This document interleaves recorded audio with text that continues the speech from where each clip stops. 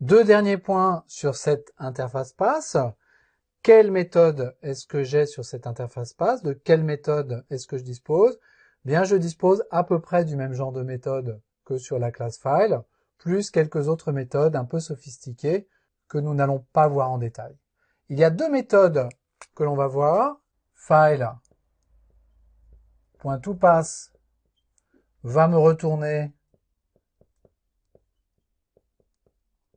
un objet de type pass et pass.toFile va me permettre de retourner un objet de type file.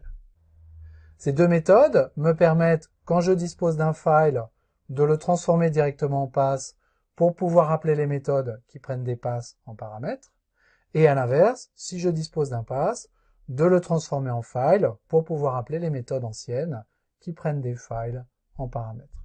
Donc ces deux méthodes jouent le rôle de pont entre l'interface pass et la classe file. On va en rester là sur le file et sur le pass. On pourrait dire beaucoup de choses supplémentaires sur le pass, mais c'est à peu près tout ce dont on a besoin pour passer à la suite, c'est-à-dire comment écrire et lire des données dans des fichiers et dans d'autres structures avec cette API Java.io du JDK.